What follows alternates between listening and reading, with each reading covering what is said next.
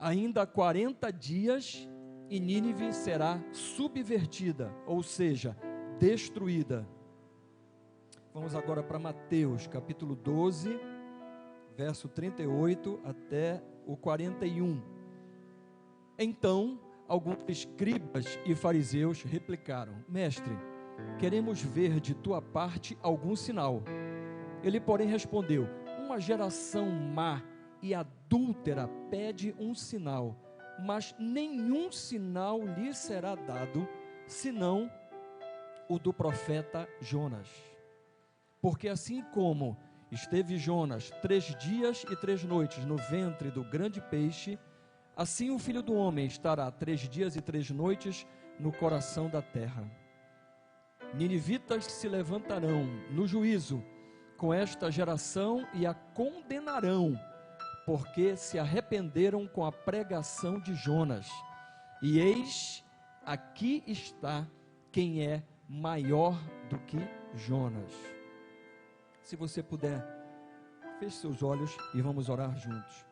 Pai, em nome de Jesus, que Tu possas continuar falando com cada um de nós, Senhor, desta feita, pela Tua palavra, ó Deus, pela reflexão, ministração da Tua palavra, que ela penetre profundamente nos nossos corações e que ela produza o efeito, como o efeito de boa terra, a 30, 60, a 100 por 1, Pai. Tira toda a dispersão, Deus, e nos dá, Senhor, a autoridade, o discernimento, a sabedoria espiritual e a unção, Deus, para sermos condutores dessa mensagem. Nós oramos a Ti, te agradecemos e pedimos perdão pelas nossas falhas e pecados. Em nome de Jesus, amém. Tome assento, por favor, amados.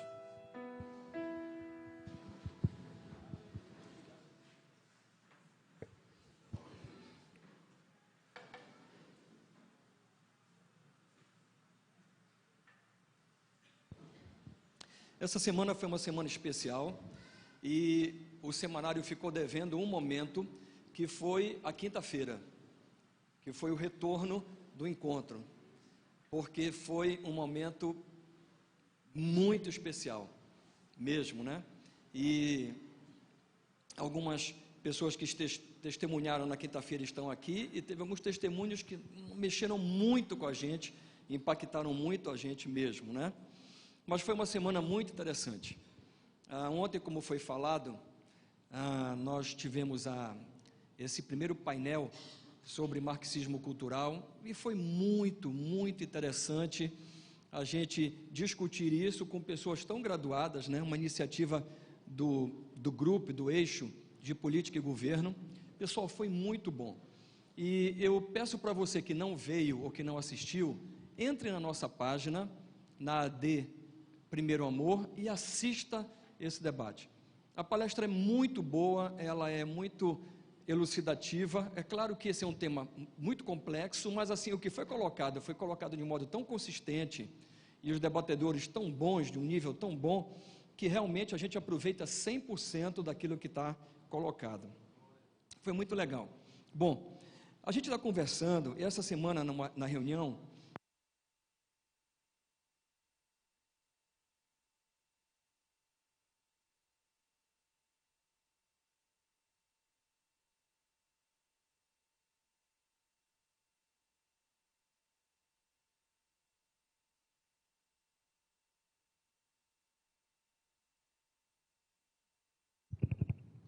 ok, é porque a ministração deve ser boa, porque quando começa a falhar e dá tudo errado assim, é porque está incomodando, né?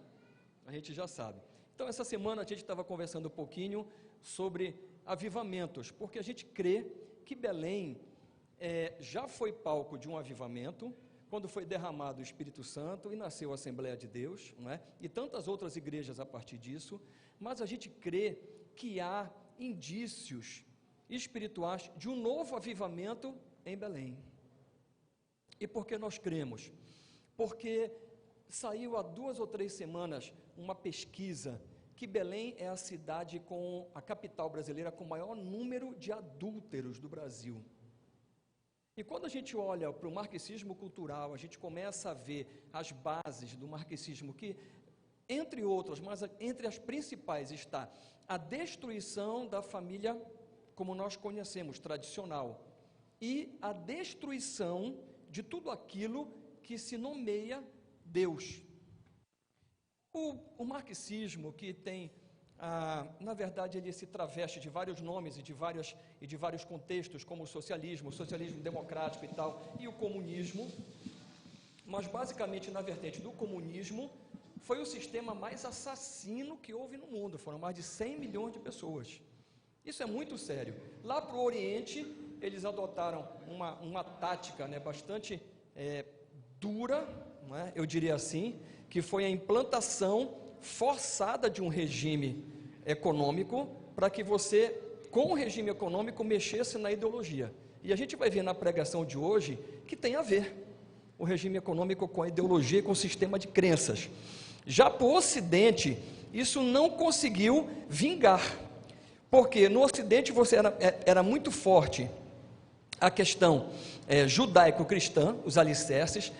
Os países eles estavam muito mais sedimentados economicamente, né? Então foi muito difícil. Então qual foi a grande jogada? O marxismo se travestiu e virou de cabeça para baixo. Ele começou a afetar o sistema de crenças, começou a afetar tudo que se envolvia com cultura, ideias, para depois chegar justamente onde eles querem chegar, que é o sistema de governo. Nós vimos isso, achamos bastante interessante, olhamos esses contextos e começamos a pensar sobre avivamento. O mais próximo da gente é a Rua Azusa, antes daqui de Belém, que teve um contexto francamente social. A revista Time ela fez uma reportagem onde ela diz que o movimento da Rua Azusa foi tão importante para o mundo e para os Estados Unidos que ele antecipou em cerca de 50 anos as conquistas sociais. É impressionante, eu não sei como as pessoas não estudam mais isso. Foi a primeira vez que se reuniram homens, mulheres, hispânicos, né, negros, no mesmo ambiente. Isso era impossível. Tanto que os cristãos foram perseguidos por cristãos ortodoxos, né? A gente vê os dois missionários fundadores da Assembleia, que eram batistas, sendo renovados pelo Espírito Santo, né? Participaram de uma convenção em Chicago, passam pela Rua Azusa, são impactados com aquele movimento monstruoso espiritual que tem lá, em Los Angeles, e vêm para Belém com uma direção do Espírito Santo, e aqui é derramado o Espírito Santo, e o contexto daqui já é diferente. Olha só o contexto daqui, olha como o avivamento ele vai alternando, e isso que está nos chamando a atenção. O contexto daqui era uma cidade, de modo, quando você pensa no mundo ocidental, a cidade mais idólatra do Ocidente. Eu estou falando de idolatria quando você coloca uma outra coisa para venerar, adorar o nome que você quiser, que não seja Deus. E Belém muito rica, não é? E a gente já conversou sobre isso e viu que era uma das cidades mais prósperas do Brasil e do mundo à época. E aqui o Evangelho, ele é o poder, né? O poder do Evangelho, do Espírito Santo é derramado, e isso passa para o Brasil inteiro e para o mundo inteiro. Foi para o mundo todo, daqui de Belém. Aí a gente começa a analisar esses contextos e ver assim, nossa, a família está em decadência mesmo. Hoje, daqui a pouco vai ter censura nos púlpitos, porque a gente não pode mais falar que o nosso modelo de família é um modelo tradicional. Daqui a pouco a gente não vai poder falar que a gente é contra a ideologia de gênero, ou que a gente não aceita nossas crianças serem colocados, né, serem educadas de um modo subversivo nas escolas, sofrendo uma doutrinação ideológica nas escolas. E assim a gente vê que isso está meio perdido, né? Que a gente vê que no fundo há uma negativa, que o marxismo cultural não existe, que isso é invenção, não sei o que, daqui, dali e tal, mas a gente vê que é uma dissimulação, uma nuvem de fumaça para esconder, na verdade, que há uma guerra espiritual frontal contra família, igreja, tudo que se denomina Deus. Família é um projeto de Deus. Eu sei que isso é um pouco duro para alguns, como seria algum tempo atrás para mim, porque a minha formação educacional foi toda na base de Paulo Freire, que sem dúvida nenhuma é marxismo puro. A gente aprende nas universidades, tem muita gente formada aqui, nas universidades, a maioria dos cursos em humanas é a mesma linha, e eu sei que é duro ouvir determinadas coisas, mas nós temos que estudar sobre isso, debater, ter a coragem de debater, de propor controvérsias, né, no debate mesmo, né, porque o debate tem que ter controvérsias, né, mas o que eu vejo é assim, há um pano de fundo, há um cenário para um avivamento. Não é à toa que semana que vem já temos esse contexto, esse lançamento desse livro aqui, e esse seminário basicamente focado em casais, casamento e propósito. A gente não tem dúvida que Deus está trabalhando nisso, e que Deus quer trabalhar realmente nesse ponto. Então, quando a gente olha esse contexto, ele é muito interessante, e a gente começou assim, bora estudar um pouquinho sobre esses avivamentos. E hoje de manhã, na EBD, foi citado justamente um dos versículos, a questão de Jonas, e foi colocado, explicando pelo professor, sobre a questão de Deus mudar ou não, né? Porque a Bíblia fala literalmente que Deus muda, mas a gente tem que fazer a interpretação da Bíblia pela Bíblia, não é? A Bíblia não é de particular interpretação. E aí eu dei até um exemplo do pai, não é? No final, para ficar um pouco mais claro, eu olhei assim, olha, se você tem um filho, e esse filho está aprontando muito, ao ponto de você já ter advertido várias vezes, já ter castigado, e agora você partiu para dar uma palmada nele, ok? Ok. Você acha que aquele ato, que já é o final daquele degrau, daquela escada, vai fazer com que ele mude o procedimento dele? Eu estou falando isso por experiência própria com Gabriel e Rebeca, ok? É o meu testemunho. Chegou no momento desse último degrau, 2 vezes, né? Aí teve que entrar a palmada. E você como pai, você não sabe se teu filho vai mudar ou não. Você espera que ele mude e dá o ultimato, não é? Se ele mudar, se você der o ultimato e ele mudar, não precisa da palmada. Mas se ele não mudar, você vai dar a palmada. E com Deus, como é que é? Aí a gente falou, pessoal, você precisa pensar como Deus pensa, com a mente dele. E Deus, ele é onisciente, conhece todas as coisas, onipotente e onipresente. A gente não pode esquecer das características. Então, Deus, se ele é onisciente e onipotente, Deus não pode nunca mudar, pessoal. Mas ele dá ultimatos? Dá ultimatos. Mas se ele sabe exatamente o que vai acontecer, sabe. E a gente falou, às vezes nós recebemos ultimatos de Deus. É bom que não recebamos, mas todos nós somos corrigidos por Deus, somos chamados à atenção, todos nós. Às vezes a gente precisa até mesmo, como a Bíblia fala, de açoite, de passar por deserto, provação, não é? Quando a gente não presta atenção no ultimato de Deus. Mas Deus não muda de ideia, e esse contexto foi o contexto de Jonas. E por que eu quero falar de Jonas? Porque o primeiro avivamento que eu lembrei aqui foi de Nínive, não é? Foi de Nínive, pessoal, porque quando a gente fala em Jonas, o que é que a gente fala? Jonas e a baleia. Até o chefinho tem uma baleia, que a boca da baleia é um fichiclé, que você abre, né? E aí bota Jonas lá dentro e fecha o fichiclé. E ele brinca, e nas crianças a gente ministra, né? Os professores, Jonas e a baleia. Mas na verdade esse não é o contexto. O contexto fundamental e primordial é o arrependimento. O ultimato e o arrependimento. E aí nós lemos 2 textos, Jonas 3,4, que fala que Jonas sai pelo caminho de um dia, não é? Nínive é uma cidade muito grande, capital da Síria, não é? É uma cidade que tinha uma característica especial, ela era muito violenta e não havia misericórdia naquela cidade. A Bíblia relata isso. E Deus chama Jonas e diz assim, clama contra Nínive, e vai para Nínive pregar, e anunciar que ela vai ser destruída.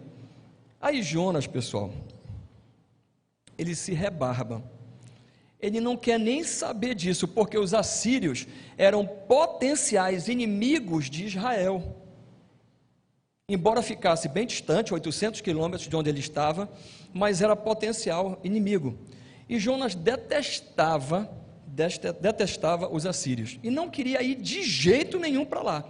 Agora, bora olhar o contexto de Jonas, onde é que ele está? Ele está no reino de Israel, a época é de Jeroboão II, reinou 41 anos mais ou menos, e foi um dos momentos, se não o momento mais próspero de todo o reino de Israel, com Jeroboão II, das 10 tribos de Israel. E é interessante que quando Israel começa a ficar próspera e começa a ganhar dinheiro e ver seus bens multiplicados, na mesma proporção Israel começa a se afastar de Deus. Já não cultuava mais a Deus, já não queria mais saber de Deus, rejeitava os profetas, olha só, porque ele é contemporâneo de vários profetas, Amós, por exemplo, né? Ageu, que sucedeu, ou antecedeu, perdão. Então, Israel começa a rejeitar a palavra de Deus, trocando a palavra de Deus, justamente pela riqueza, pelo conforto, pelas grandes melhorias, e falou assim, estou fora. Inclusive de manhã também foi citado sobre isso, não é? O problema do mundo definitivamente não é o dinheiro nem a riqueza, a gente precisa entender. O problema do mundo, com certeza, é o amor. É quando você coloca riqueza, dinheiro em primeiro lugar no teu coração e passa a amar aquilo, e aquilo é a tua ruína. E a Bíblia diz que é mais fácil passar um camelo pelo fundo de uma agulha, que é uma entrada estreitinha, né? A gente percebe agulhas, pessoal, quando você vai nesses fortes antigos. Os homens, naquela época, eles tinham uma estatura muito pequenininha. Quem já foi em museu, quem já viu, quem já olhou, pegue aí de 1940 para trás a estatura dos homens. Eram os homens pequenininhos, eles eram pequenininhos, essa era a altura média deles. Não é hoje que a gente cresce mais por causa de alimentação. Você pega uns caras baixinhos, né? Por exemplo, Alcion, pega os filhos do Alcion, já passaram dele, os dois já passaram dele. E não é assim? Então, geralmente, os filhos vão passando da gente, não é? Porque tem um outro contexto social, é diferente. Mas, aquela agulha que permitia que passasse somente um homem, não é? Porque ela servia de segurança para as cidades, porque os portões eram trancados, né? Então não entraria muita gente, só entra um de cada vez. E aqui você bota 2, 3 guardas, se o cara entrar e fizer alguma coisa, o que é que vai acontecer? Você acerta o cara, prende o cara, só entra um de cada vez. Então os fortes todos são assim. O problema não é a riqueza, o problema é colocar a riqueza no lugar de Deus, ou colocar qualquer coisa no lugar de Deus, e isso Israel estava fazendo. Do outro lado, Deus pega estranhamente, né? Estranhamente ele pega Jonas e diz assim, vai para Nínive e vai para Nínive. Jonas era esperto, um pouco, vai para Nínive e diz para ela que ela vai ser destruída. Aí sabe o que Jonas faz? E isso é muito interessante para mim falar sobre isso, porque quando Deus deu a oportunidade para a gente ir a Israel, a gente ficou um tempo grande lá em Tel Aviv, que é uma cidade linda, praiana, ali no Mediterrâneo, né? Muito bonita, né? Praias lindas. E quando você olha para Tel Aviv, você vê Jope, que é de onde Jonas partiu. E, incrivelmente, é uma das cidades mais preservadas de Israel. Jope é perfeita, pessoal. Tudo da época de Jonas está lá naquela cidade, mas é muito preservada, é muito linda Jope, muito linda mesmo. E aí isso fica muito assim claro na mente da gente, no coração da gente quando a gente fala. Mas estranhamente Deus manda Jonas. E Jonas, como percebe e ele sabe quem ele serve e como é o coração de Deus, você vai perceber nos 4 capítulos curtinhos, né, desse pequeno livro, que Jonas pensa assim, Deus está aprontando. Na cabeça dele é assim, ó, eu sei que Deus é longânimo, é misericordioso, Ele é bondoso, Ele está me mandando lá, eu já sei o que é, Ele quer converter o pessoal ali daquela cidade. Você vai olhar isso aqui no capítulo 4, né? Aí o que é que Jonas faz? Ele vai lá para Jope, pergunta aí, qual é o navio que vai para mais longe daqui? Aí o cara falou, olha, tem um saindo para Tarsis. Tarsis, pessoal, é naquela região da Espanha, era o final do mundo conhecido, era ali em Tarsis. Ele vai para o final do mundo, totalmente oposto à rota de Nínive. Olha só, diz que para fugir de Deus. Olha só, quem conhece a Deus, você acha que isso vai dar certo? Se Deus tem plano na tua vida, você acha que você consegue fugir de Deus? Não consegue, de jeito nenhum, não é? Bom, olha só, esse livro também tem uma coisa muito interessante, que eu vou fazer uma parada aqui. Esse livro é muito contestado pelos teólogos liberais, que não é o nosso caso, né? Nesta igreja. Nós somos ortodoxos quanto à doutrina, não é verdade? E a gente tem a doutrina, a palavra de Deus, como inerrante, infalível e imutável. Então, os teólogos liberais dizem que o livro de Jonas e o livro de Apocalipse são metáforas, nunca aconteceram. Jonas não viveu de verdade. Então, você tem que chamar Jesus de mentiroso e rasgar a Bíblia, porque Jesus está pegando uns caras lá que são parecidos com os que estavam vivendo em Israel, que foram lá para Jesus, hipócritas, pedir sinal para Jesus, e falou assim, Jesus falou aí, nós lemos agora, lembra? Nenhum sinal vai ser dado para essa geração, a não ser o sinal de Jonas, que ficou 3 dias lá no ventre da baleia. Olha só o que Jesus está falando. E ele diz mais, olha, quem está falando com vocês é bem maior que Jonas. Vai ser dado o sinal. Qual é o sinal? É que ele vai ressuscitar. Não é? Essa é a base de todo o cristianismo, a base de toda a nossa fé. Se você puder resumir qual é que Jesus ressuscitou.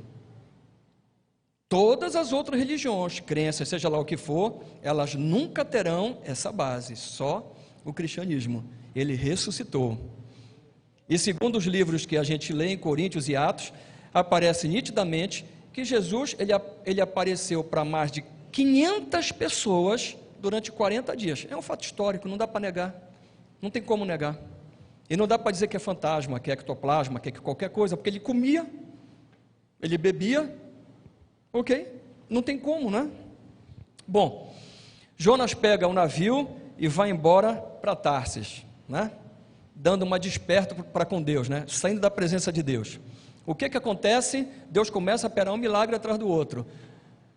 Eu particularmente, vocês sabem que eu fui da Marinha, então eu estou muito à vontade para falar nisso, porque eu andei no Mediterrâneo, e o Mediterrâneo é lindíssimo, é lindo, o Mediterrâneo é lindo, águas azuis, águas verdes, é lindo dependendo do lugar que você está, né? Mas eu também me lembro de uma noite que eu estava no Mediterrâneo, e que estava um temporal, pessoal, mas um temporal, porque o Mediterrâneo de um lado é África, do outro lado é Europa, não é?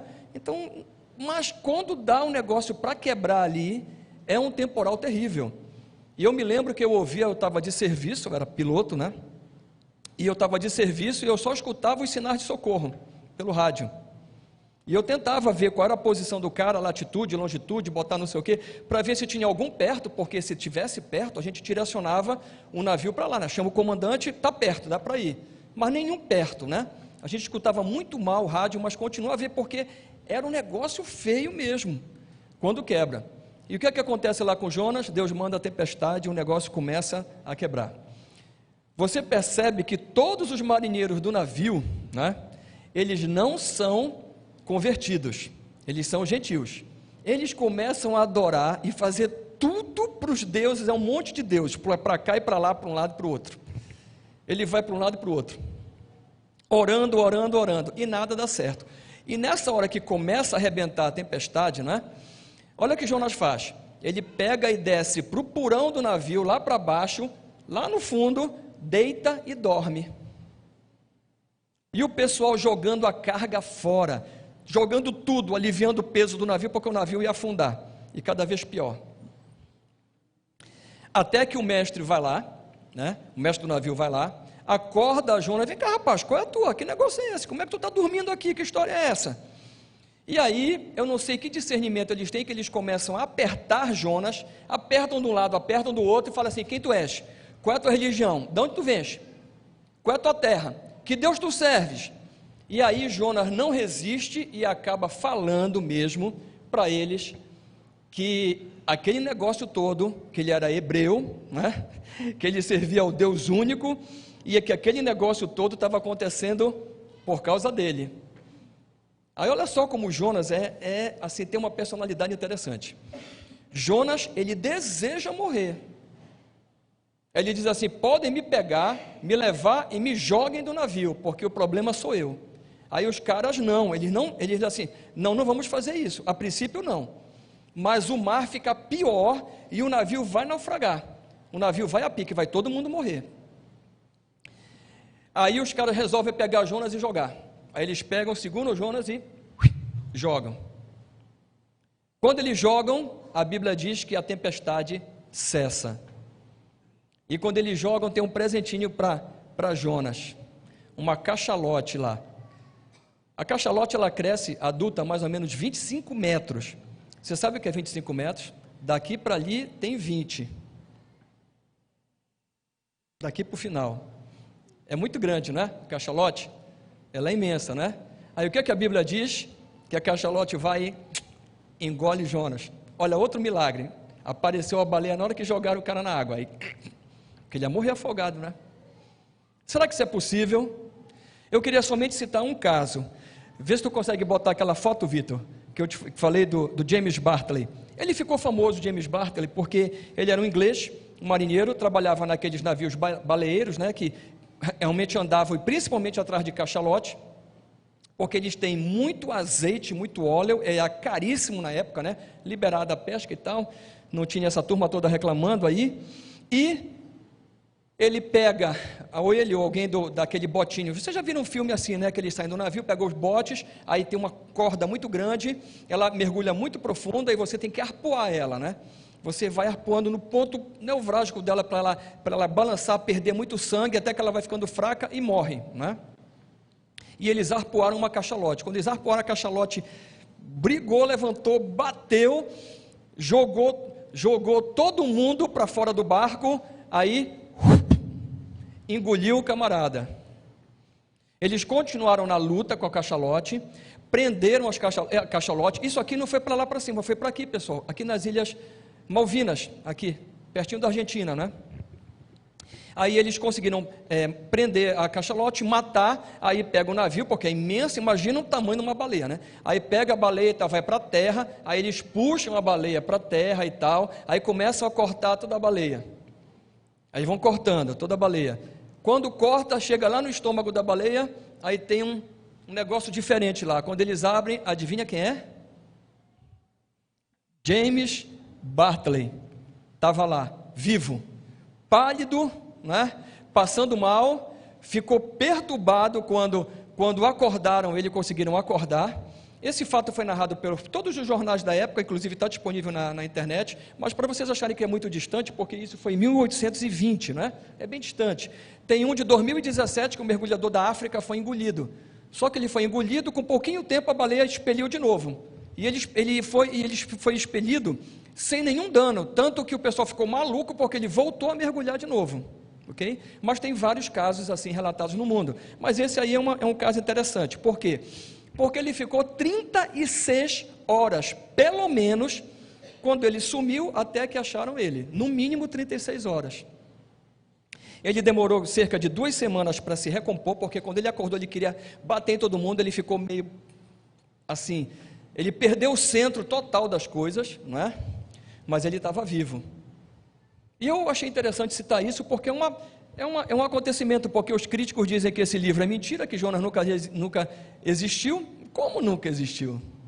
Porque não é possível, até o cara aparecer, esse foi o primeiro assim mais famoso, né?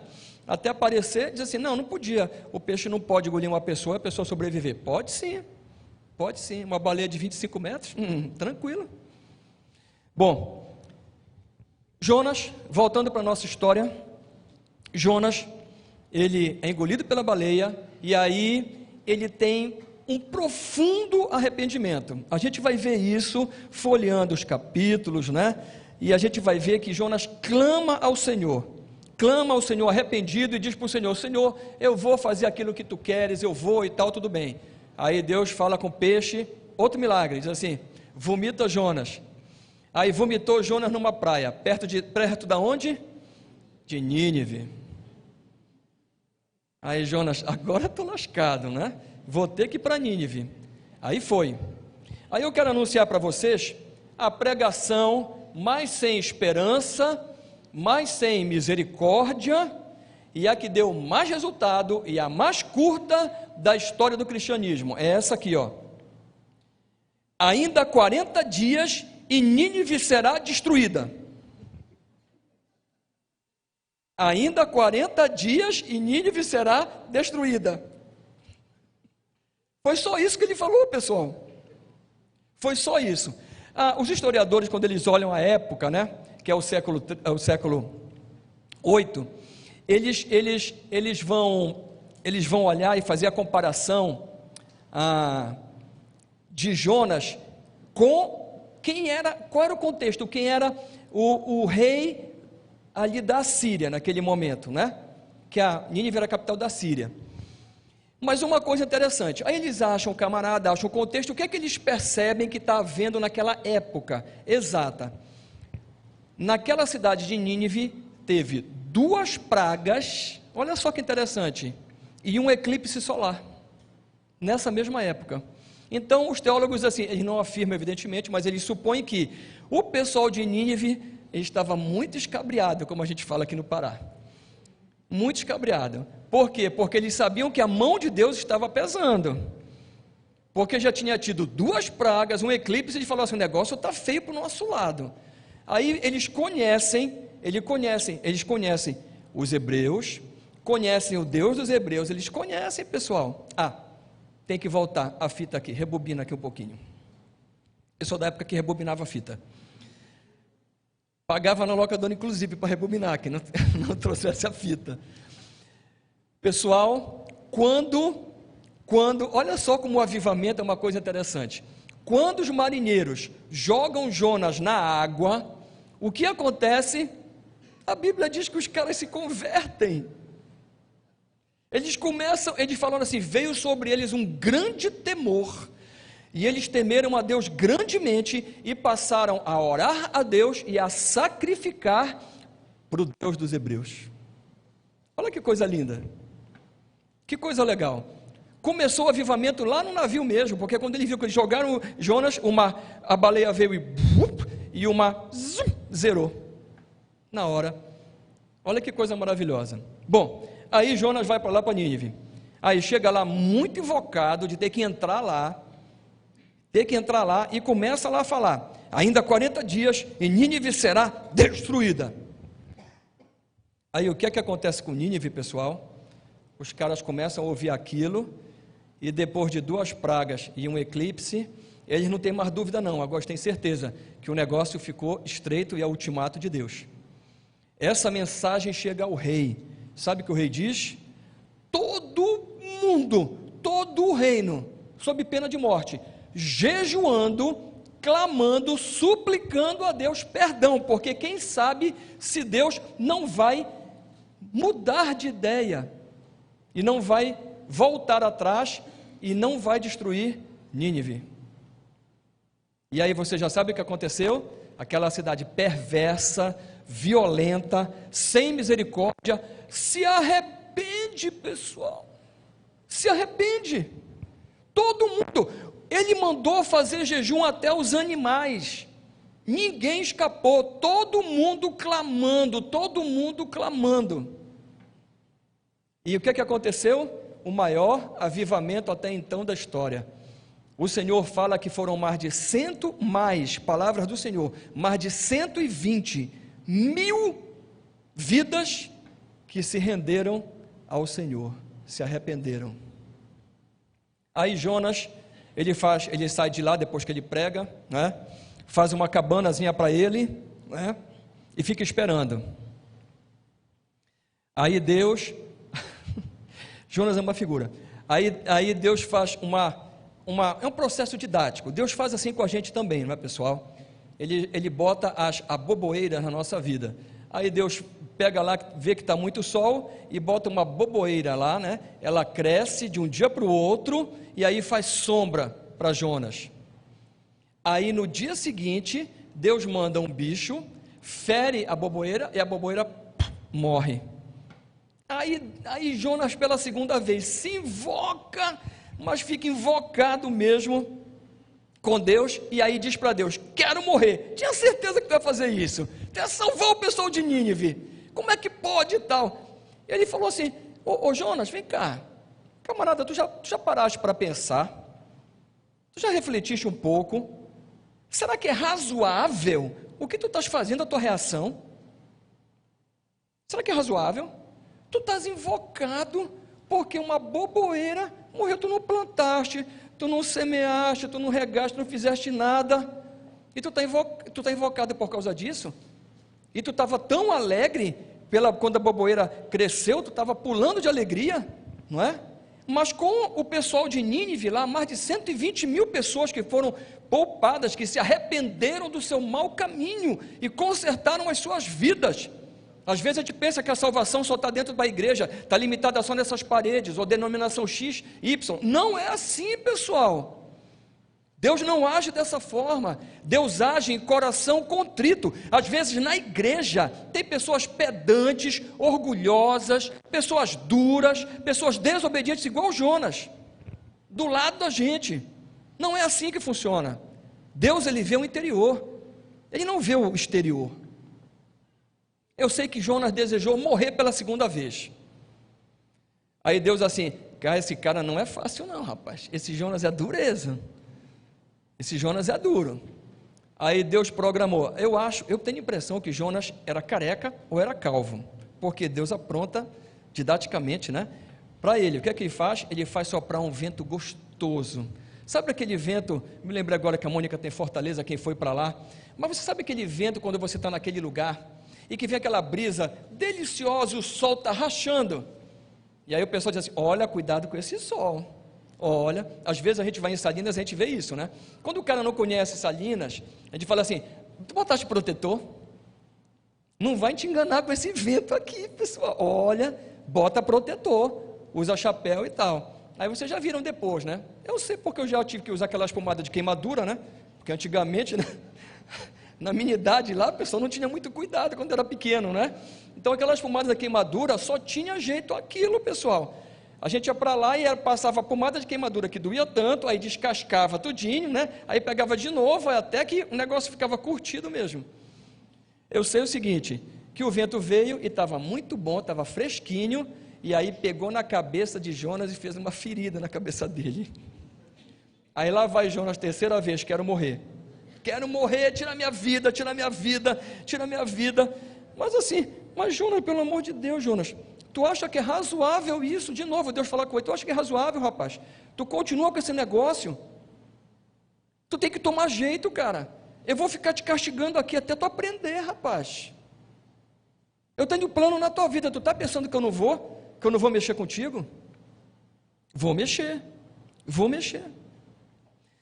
Uma coisa que eu me lembrei agora, e que alguns críticos caem também, e assim, é fundamental para você dizer assim, os teólogos liberais estão errados, é o versículo que está em 2 Reis 14, 25, só para citar, né? Não vou nem ler, vai aparecer aí depois, porque é o único versículo que fala sobre Jonas, mas ele fala exatamente de quem ele é filho, e situa Jonas na história, ponto. Aí o livro de Jonas, que era assim, tido como uma metáfora, Jonas nunca existiu, esse negócio é conversa, quando aparece aqui em 2 Reis 14, 25, já era, porque ele descreve, é isso mesmo? 2 Reis 14, 25? A qual falaram por intermédio de seu servo, Jonas, ele coloca aí já era, filho de Amitai, pronto, é isso que faltava, que era de Gate-Efer. Olha que interessante, então eu vou pegar essa deixa aqui de Gate-Efer, e filho de Amitai, e por favor, coloca aí João capítulo 7, 52, capítulo 7, verso 52, bora fazer um paralelo para buscar, olha só o que está acontecendo, responderam eles, dar-se-á, os caras estão afrontando a Jesus, lembra? Os fariseus, dar-se-á o caso de que também tu és da Galileia, olha só, examina e verás que da Galileia não se levanta profeta. Mentira de Satanás. Sabe por quê? A cidade de Jonas, essa Gate, bota o nome de novo, vê se eu me lembro aqui, ou eu pego uma cola aqui, Gate-Efer, ela dista 4 quilômetros de Nazaré. Tem alguma correlação aí, pessoal? Olha como Jesus é incrível, né? Pega o cara é galileu, pessoal. Nazaré é Galileia, os arredores é Galileia, pessoal. Jonas era galileu, olha só, ele está prefigurando a Cristo. Cristo está dizendo, só vou dar o sinal de Jonas, eu vou ressuscitar depois de 3 dias, é isso que você, e tem mais, os ninivitas, aqueles que vocês chamavam de tudo para eles, e atribuíam tudo para eles, mas na verdade, vocês é que eram como eles eram, como vocês falavam que eles eram, eles que vão pegar no pé de vocês, porque eles se converteram, quando eles foram chamados a atenção, eles se converteram, eles se arrependeram, eles deram ouvidos à palavra, mas vocês não deram ouvidos, vocês não ouvem, e ainda mentem,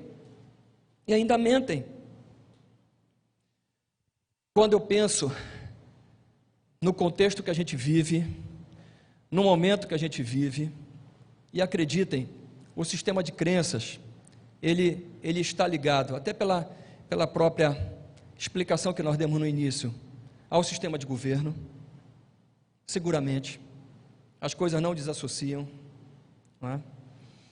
Quando você pensa nesse contexto de uma cidade onde nós vivemos, que tem tantos problemas, e tão parecida com as cidades onde tiveram os avivamentos, esses palcos. Quando a gente olha as estatísticas de adultério em Belém, e no Brasil, pessoal, e no Brasil, não é? O Brasil, a quantidade é uma coisa absurda, de cada 3 pessoas, 2 tiveram relacionamento extraconjugal. Pessoal, de cada 3, 2, é muito, não é?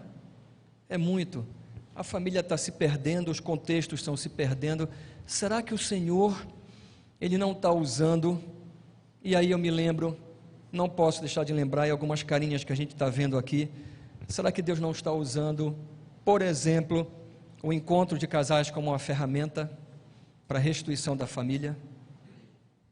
Quantas famílias recuperadas? Quantas famílias tratadas? Quantas famílias? Essa igreja ainda é muito nova, a gente ainda vai fazer 1 ano e 3 meses, eu sei que daqui a algum tempo, quando a gente escutar essa pregação que está sendo gravada, talvez assim, nossa, naquele tempo só tinha 1 ano e 3 meses, ainda nem tinha feito 3 meses, né? 1 ano e 3 meses, é muito nova, mas a gente já está num caminho realmente se estruturando, de verdade, não é? E muito focado mesmo, a igreja é muito focada na palavra do Senhor, no aprendizado da sua palavra, na ortodoxia, que é considerar realmente a palavra de Deus literal, imutável, infalível, inerrante, mas ao mesmo tempo, se você for só ortodoxo, você vai se tornar um daqueles fariseus. Está aqui, olha aí, que barato, olha que legal. Olha só, imagina, ali a Espanha, ali, ó, dá uma olhada onde ele ia, no final do mundo conhecido, aonde o negócio arrebentou quando ele saiu, o peixe desembarcou, ele aqui, pessoal, olha, em cima aqui, perdão, o peixe desembarcou ele bem aqui, ó, em cima de Nínive, aí ele andou aqui, ó, 3 dias de Nínive, a pé. Quando a gente pensa nesses contextos todos, a gente imagina, será que Deus não quer fazer algo e a gente não está escutando a Deus? Será que Deus está mexendo com a gente, não para a gente ser ortodoxo, que é ter uma fé muito forte, muito sedimentada, mas com uma atuação que diz não a essa fé, que diz que essa fé é mentirosa? Ou será que a gente só quer uma atuação alegre, expansiva, criativa, transformadora, mas pensando em ativismo religioso, sem que a nossa fé esteja calcada de verdade na palavra, bem fundamentada? Eu creio que o Senhor, e nós falamos sobre isso, não é? Porque aparentemente é uma dicotomia. É difícil você ter uma igreja que seja ortodoxa e que ela não esteja fechada dentro dela mesma. A gente vê isso. Mas a nossa proposta, e eu creio que é uma proposta corajosa, e quando eu falo nossa, da igreja, é nós sermos dessa forma, mas nós estarmos com o nosso coração aberto que a gente seja ortodoxo em relação às leis, como Israel era, mas que a gente tenha o nosso coração aberto como Nínive, como os ninivitas tiveram. Que a gente esteja sensível ao Senhor, que a gente esteja sensível ao chamado, ao arrependimento, ao chamado ao reposicionamento, cada um de nós, que a gente esteja exercitando a sensibilidade, e que a gente de verdade tenha coragem de escutar a palavra de Deus e botar a palavra de Deus em prática, porque fé sem obras é morta. Não existe compatibilidade em relação a isso. Será que o Senhor vai usar esta igreja para algum propósito maior do que a gente consegue enxergar? Eu creio, mas isso não me preocupa. O que me preocupa é que a gente tenha essas duas características, que a gente seja, de fato, uma igreja corajosa, transformadora, inovadora, mesmo lidando com os erros, que é parte do processo criativo, mas o processo de sabedoria, ele traz junto o reposicionamento, não fazer as coisas de modo diferente só por fazer, não, mas aplicar os filtros bíblicos. Aplique a doutrina como filtro. Isso é justo, isso é honesto, isso é puro, é correto, é santo. Por que não fazer? Hoje, a gente está gravando, eu tenho certeza que tem um monte de gente escutando a gente pela internet. Tem muita gente vendo. Pessoal, alguns anos atrás, isso seria impossível. A gente vai fazer o quê? Vai deixar de inovar? A gente vai deixar de avançar em tecnologia? Não, a gente não pode parar.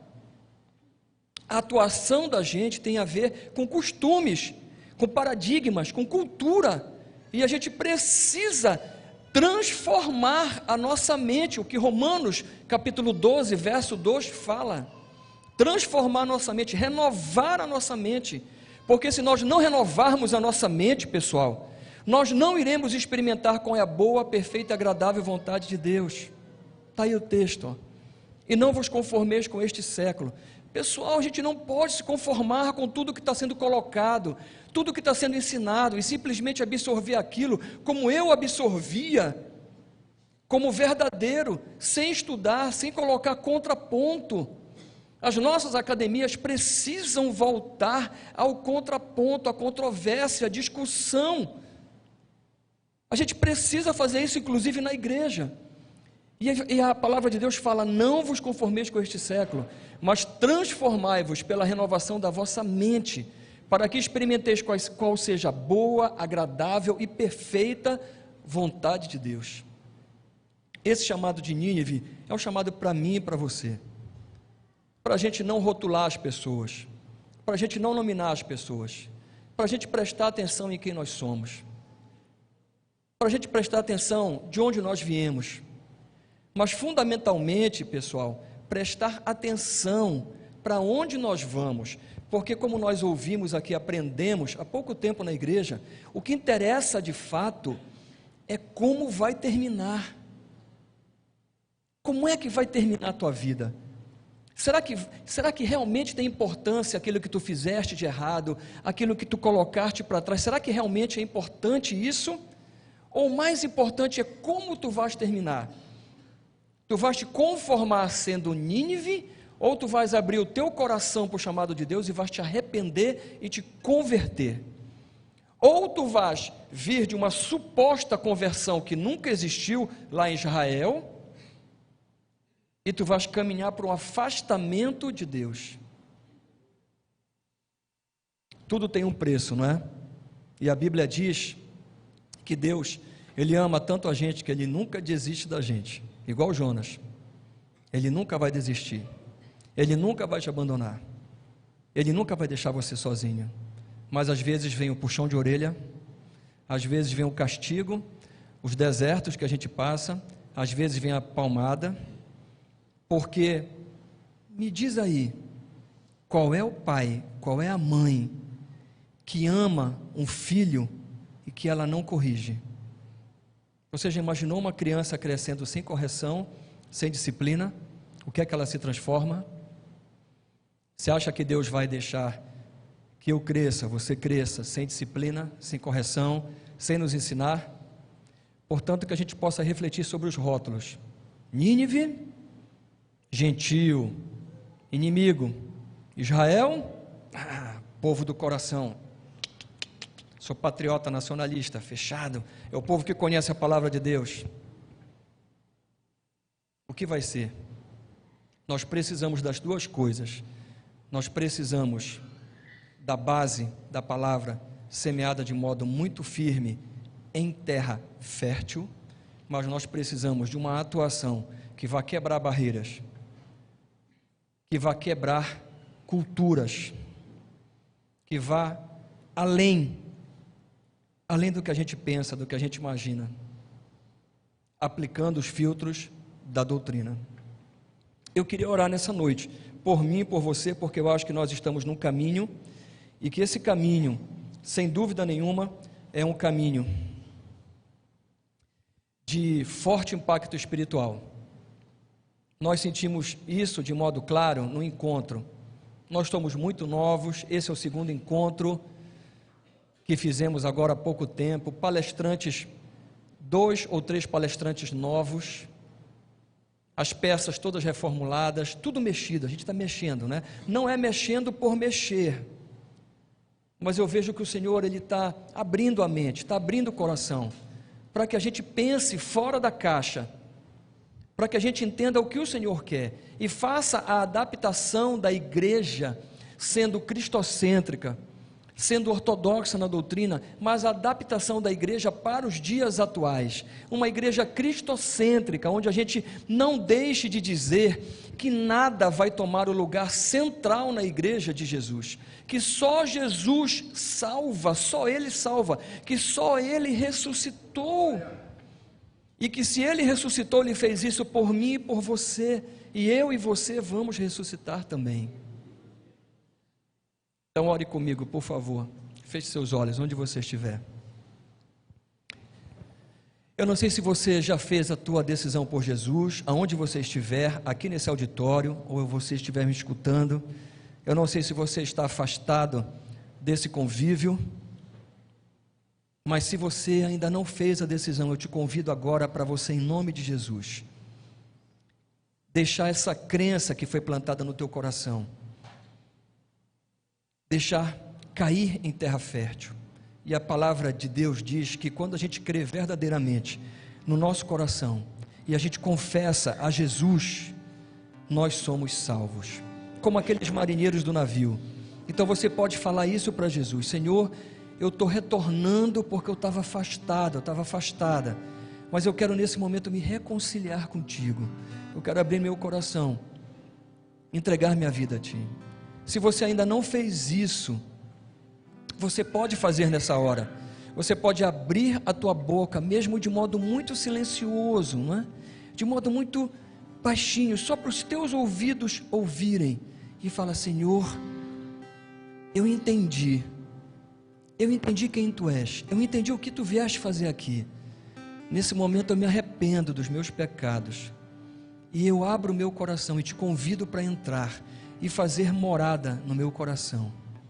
Eu te convido, Senhor, a entrar na minha vida e nunca mais sair, e gestionar a minha vida, dirigir a minha vida, transformar a minha vida, levar toda a tristeza, toda a culpa, tudo aquilo que me incomodava, e me fazer um homem, uma mulher novos, completamente novos, porque a Tua palavra diz que o Teu sangue, Ele nos purifica e nos limpa de todo o pecado, e nós cremos nisso.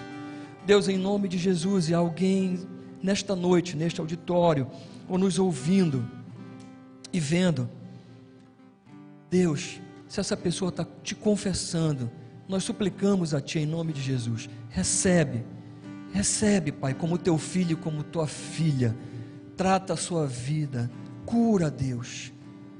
Ó Deus, a Tua palavra diz, Senhor, que a Tua misericórdia, ela excede a justiça, porque Tu pagaste em Ti mesmo o preço que estava destinado a nós, e nós queremos, Senhor, simplesmente pela graça, nos apropriar dessa coisa incrível que é o relacionamento direto contigo, o relacionamento direto com Deus, ter o teu Espírito Santo como nosso companheiro, como nosso ajudador, como nosso professor, que vai nos ensinar, abrir os nossos olhos, vai nos ensinar a tua palavra.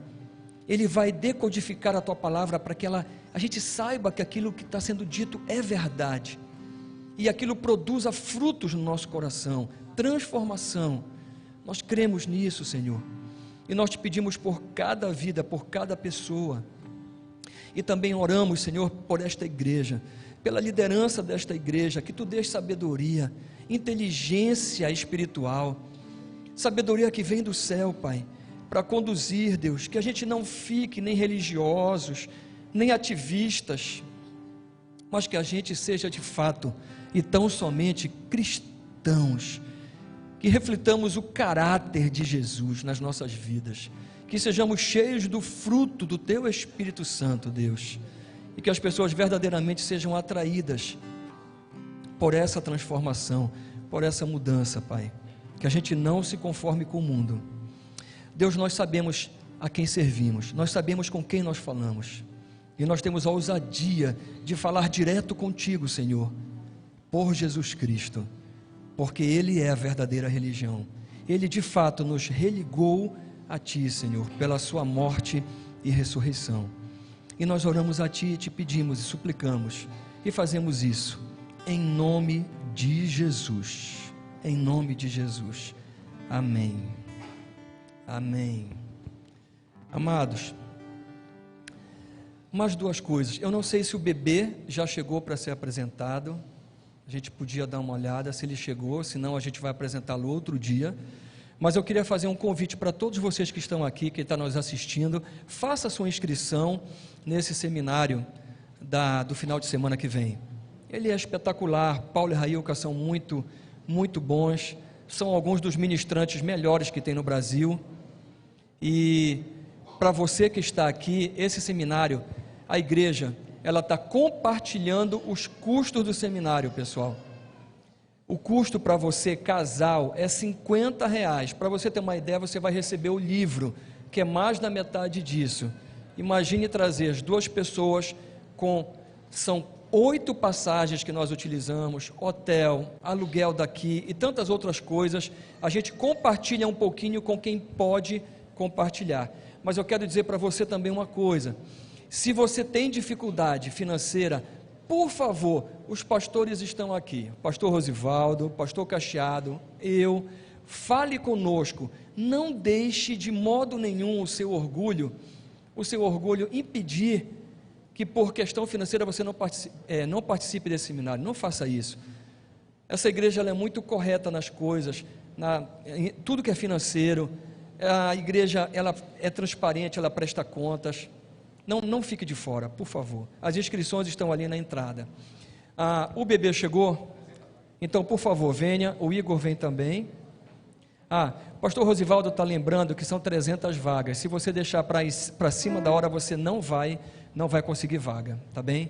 No mínimo, se você tem a intenção de participar, reserve sua vaga, senão não vai ter. Durante a semana já esgota, tá? No máximo, quinta-feira esgota.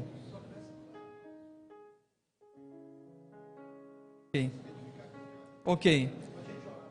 Fechado. Então, pessoal, por favor, o culto ainda não acabou, a gente já vai orar, mas a gente precisa apresentar a criança. Chegou, a gente precisa encerrar o culto.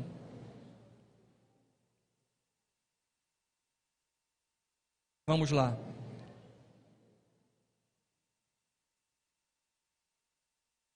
Pastor Cacheado pediu, se você fez a oração da reconciliação, ou abrindo o seu coração pela primeira vez, se você quiser conversar com um dos pastores, por favor, ao final do culto, venha para cá. A gente quer te conhecer e quer orar por você. É importante. Esse é um passo muito importante na tua vida. Igor e Keila, vocês querem falar alguma coisa? Vamos lá. Paz do Senhor, igreja. A minha história com o Enzio, que há 3 anos atrás eu ia ser padrinho dele, antes de ter aceitado Jesus.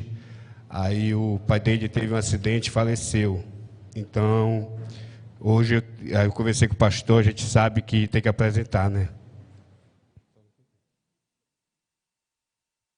Ok. Vocês sabem que a gente não tem o costume de batizar crianças, por causa do entendimento. O batismo é para o arrependimento, é consciência, não é? Mas a gente tem um costume, sim, judaico-cristão, de apresentar as crianças e orar pelas crianças, né? E isso a gente acha muito importante. Então, vamos orar por ele. Queria que você estendesse as tuas mãos. Vamos lá, vamos orar pelo Enzo. Vamos lá. Senhor, em nome de Jesus, eu quero te apresentar essa família. E quero fazer 2 orações. A primeira, Senhor, é pela vida do Enzo. Deus, que tu possas fazê-lo com que ele cresça em graça e formosura. A tua palavra diz que se nós educarmos as crianças no teu caminho, elas mesmo que cresçam e fiquem velhas, elas nunca se desviarão do teu caminho, Senhor. E nós cremos, Deus, que a mãe que governa a casa, ela vai ter sabedoria para criá-lo na tua presença, porque ela está tendo a coragem de apresentar ele aqui na tua casa hoje. Então nós oramos pela vida dele e o abençoamos. E da outra oração, Senhor, é sobre a família. Nós te pedimos, Deus, no teu momento, no momento certo, faz uma graça, reconstrói a família, Senhor, para a tua honra e para a tua glória. Manda um varão teu, servo teu, para que ame muito, Deus, a cada um deles, e eles possam experimentar novamente a plenitude da família, a bênção da família. Nós oramos por eles, Senhor, te dando graças, em nome de Jesus, amém, amém. Deus abençoe.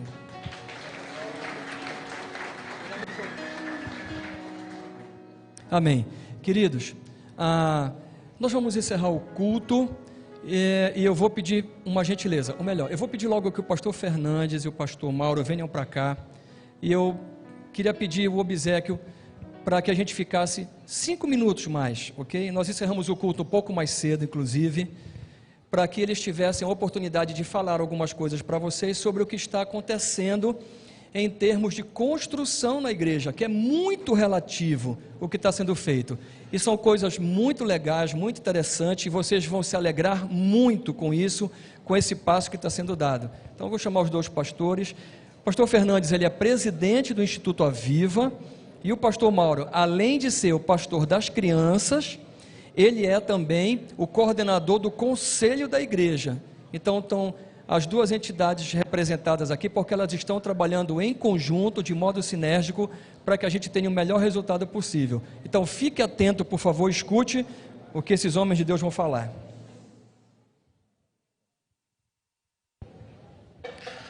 A paz do Senhor, igreja. Vamos ser breves aqui. Vou falar aqui como coordenador do conselho da igreja, que a gente tem uma incumbência de encontrar um local. Todos nós sabemos aqui que a gente está numa sede provisória ainda, né? Isso aqui é uma sede do Conjunto Bela Vista. E a igreja tem crescido e já chega um momento de nos preocuparmos dela já não nos atender, né? Esse é um dos motivos da gente procurar outras alternativas para a gente se reunir. Mas também o sítio, o campus Aviva, ele tem sido uma bênção para a gente, para momentos de lazer, para momentos de reunião da igreja, para os pós-encontros, né? Agora, dia 28 de setembro, nós teremos o pós-encontro do segundo encontro de Casais com Cristo, que ocorreu no último fim de semana. Nós certamente temos aqui na igreja casais que fizeram esse encontro, né? Então vão ter a oportunidade de conhecer o nosso sítio.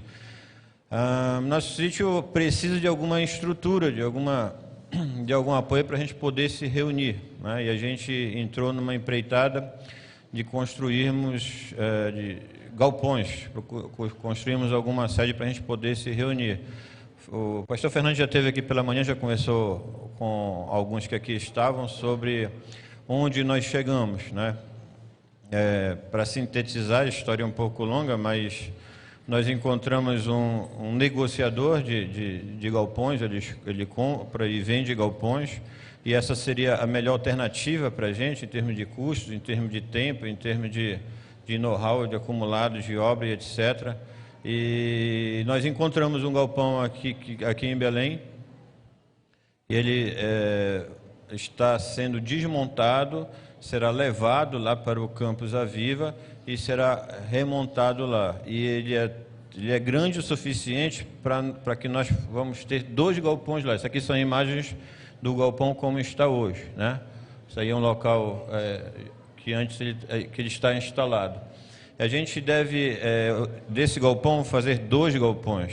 Um galpão será destinado a um auditório de 24 por 24 e um outro galpão ao lado para 2 dormitórios, alojamentos coletivos de mais 24 por 24, um masculino e um feminino. Nós teremos seguramente condições de botar ali umas 150 mulheres, 150 homens, meninos, meninas, né, para fazer nossos retiros, nossos acampamentos. E ali na nave, no auditório, acho que a gente conseguiria botar umas 700 pessoas, né, ou mais que isso ainda. Mas na negociação com o dono desse galpão, a gente... Ele foi sensibilizado, porque o valor que está cobrando está fora de realidade de mercado, né? Acho que a gente pode já declarar isso aqui. Ele está vendendo esses galpões para a gente por R$115 mil, né? A gente fez uma apuração antes de fabricação de um galpão desse. A gente precisaria pelo menos R$100 mil sem cobrir, só para fazer estrutura de um único galpão. A gente vai ter 2 galpões com esse valor de R$115 mil. E ele, mais sensibilizado ainda, já nos disponibilizou um 3º galpão menor, né? Que a pretensão é que a gente instale salas, a gente faça salas por conta dos cursos, dos treinamentos, que o propósito do Campus Aviva também é receber retiros, né? E aí a gente vai ter essa estrutura lá. A gente... Já há algum tempo, no Conselho da Igreja, ali seria o primeiro auditório, né, um estudo de 24 por 24. Esse no meio, escrito salas, seria esse galpão recentemente disponibilizado. A gente instalaria salas lá de aula, de cursos. Eventualmente, a gente pode transformá-los também em dormitórios para casais, dependendo da programação que ocorra lá. E aqui ao lado são os 2 dormitórios, o masculino e o feminino. Essa parte central aí são banheiros coletivos, né? Todos beliches, armários, escaninhos para a gente se instalar lá. E aqui é uma área já separada para que a gente faça a construção de uma quadra com arquibancada, uma quadra coberta, para a gente fazer outras atividades lá. Isso dentro de um projeto maior que tem lá no Campus Aviva. Amém? Então, agora a gente precisa continuar orando por isso, né? São pessoas ainda não crentes, mas se sensibilizaram bastante com a missão, com a atividade, com a atuação da igreja. Por isso já baixaram bastante seus valores, né? Já foram convidados para estar lá conosco no dia 28 de setembro, disseram que vão, né? Um deles já doou até, o proprietário doou até mais um pirarucu lá para o campus. Que está bem envolvido. A gente precisa continuar orando, a gente vai precisar entrar numa campanha de contribuição. Fizemos um fundo de contingência um tempo atrás ainda aqui dos recursos da igreja, para a gente poder se preparar para esse momento, porque a gente já sabia que precisaria em algum momento sair daqui. Nós não estamos nos despedindo daqui, a gente só está se precavendo, né, e se preparando para... Acho que o pastor já falou que dia 29 de setembro aqui vai ocorrer uma eleição, que vai ter um novo presidente da associação. Pode ser alguém ligado ao atual presidente, pode ser alguém de oposição, então a gente não sabe qual vai ser a tratativa, mas a gente tem um contrato, né? Espero que seja honrado por algum tempo. Mas são tratativas que a gente vem tendo, e aí acho que nesse momento aqui é importante... esclarecer a igreja, porque também que ninguém seja pego de surpresa mais lá na frente, né? Mas a gente está se preparando para, além dessa alternativa, de outras também. Vou passar aqui para o Fernandes para ele fazer alguma complementação. O Mauro falou que ia fazer uma introdução. Ele já falou tudo, a gente não precisa complementar nada. Mas eu preciso chamar a atenção de vocês para o tamanho do galpão que nós estamos adquirindo. Pessoal, esse auditório aqui, ele tem 12 metros. O galpão tem 24 metros, ou seja, ele tem o dobro de tamanho disso aqui. E a gente vai estar fazendo um auditório 24 por 24. É muito grande, pessoal. A gente só tem ideia do tamanho quando vocês chegarem lá no dia 28 e vocês vão ver que aquele nosso campinho de futebol de areia, o auditório, ele vai pegar quase no meio. Nós vamos mudar o sentido daquele campo de areia para que pudesse colocar o auditório lá. É muito grande. A gente não tem noção, olhando, falando, de tudo que está acontecendo. E o mais interessante é que o preço desse galpão, ele sozinho, se a gente fosse comprar ferro, ele já daria quase esse preço aí. E o rapaz que está fazendo para a gente, está vendendo para a gente, ele vai desmontar do local onde ele está, aqui na Augusto Montenegro, ele vai levar, ele vai transportar e vai montar lá no campus. Para vocês terem uma ideia, de telha, são 34 mil telhas. É muita telha. De 2 galpões, né? Porque agora surgiu o terceiro, aquele do meio lá, de 12 por 24. Então, vai aumentar um bom número de telhas. Nós estamos falando de algo muito grande e que Deus tocou no coração daquele homem e ele está fazendo tudo isso para a gente lá por 115 mil reais. É muito abaixo do preço de mercado. Eu tenho certeza que Deus tocou e tocou de forma assim bem contundente no coração dele, para que a gente pudesse adquirir isso aí. Então, nós falamos desde o início aqui, e conversamos com o pastor, que nós sabíamos que isso era um valor muito elevado para todos nós aqui. Mas a gente aqui é movido a desafios. Eu estava lembrando, e alguém me fez lembrar lá atrás, quando nós começamos esse grupo aqui, um dia nós resolvemos comprar um carro para um pastor. E aí o pastor falou assim, nós vamos comprar um carrinho aí de 5, 6 mil reais, porque ele só precisa de se locomover, ficou sem carro. E aí fizemos o desafio para levantar um recurso para comprar um carro. O carro custou 21 mil reais. Nós pegamos um carro quase novo, revisado, com seguro, com tudo que tinha direito, e entregamos para o pastor. O que seria 7 mil reais, que era o que a gente achou que ia conseguir juntar, nós juntamos quase 25 mil reais. Assim como nós estamos fazendo agora. Eu falei para ele que nós tínhamos 50 casais aqui dentro da igreja que doariam 1.000 reais cada um. E aí o pessoal me olhou assim, é muita fé. Falei, eu vou relacionar aqui os 50 casais. E comecei a anotar o nome de vocês aqui. Eu acho que tem o nome de quase todo mundo aqui. Se faltar alguém é porque minha assessoria foi fraca. Irmãos, a gente já tem 22 mil reais. Nós temos 22 pessoas que foram conversadas. E a doação 22.500. Teve um casal que doou 500. O que a gente está dizendo é que realmente nós podemos, se a gente acreditar naquilo que a gente está fazendo, se nós tivermos a certeza que isso aí é o plano B, como ele está falando, para a nossa igreja. Nós estamos buscando um local, estamos trabalhando sobre isso, existem outras possibilidades, mas nós não podemos ficar de braços cruzados, porque de repente a gente tem que sair daqui, e aí a gente vai se reunir onde? O local é o campus. O campus, hoje, ele é do Instituto Aviva, mas o Instituto Aviva, ele vai ter uma cláusula, lá no estatuto dele, dizendo o seguinte, se houver, não tem ainda, né? Vamos colocar, já tem. Então já tem, melhor ainda. Se houver alguma coisa com o Instituto Aviva, o patrimônio do Instituto passa automaticamente para a igreja. Então nós estamos construindo algo para a igreja.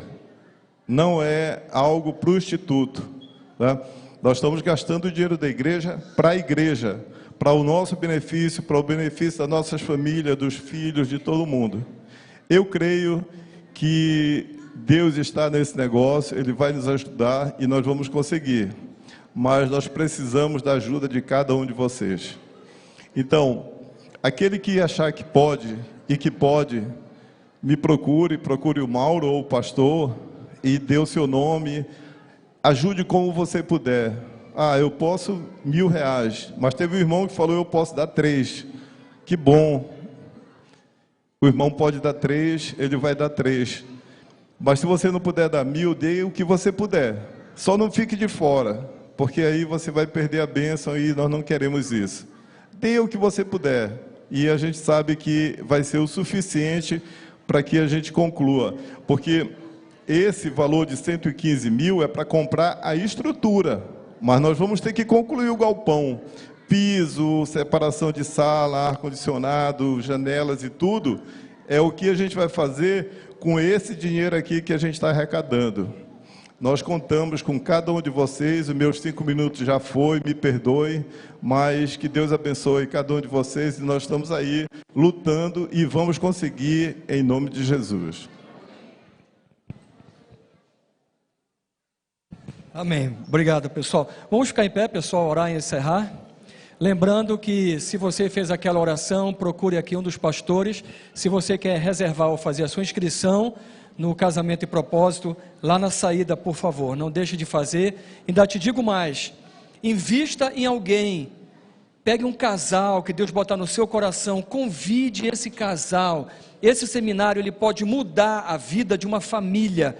Traga famílias para fazer isso, seja um investidor da obra, pegue famílias e se você tem condições, convide pessoas para virem nesse seminário. Esse seminário é transformador. Vamos orar. Pai, muito obrigado por esta noite, obrigado Deus, por esse desafio. A gente se sente desafiado sim, e a nossa fé alcança, Deus, que o campus vai ser como já é. Ele é assim o principal e sempre será o principal parceiro desta igreja.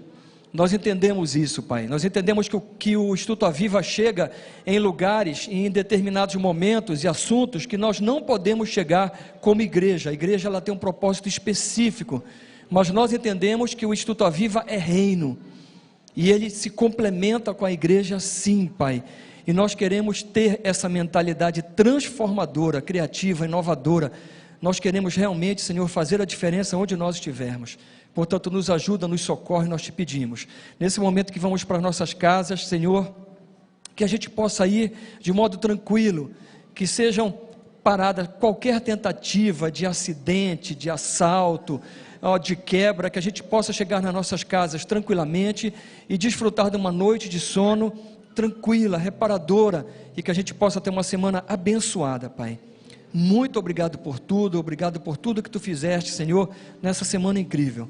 Oramos a Ti, Te agradecemos em nome de Jesus, amém. Levante as suas mãos, e que o amor de Deus, o nosso Pai, a graça do nosso Senhor e Salvador Jesus Cristo, a unção, a consolação e a doce presença do Seu Espírito, esteja com você e com todas as pessoas que você ama, e os que recebem digam amém. Amém. Boa noite, queridos. Deus abençoe.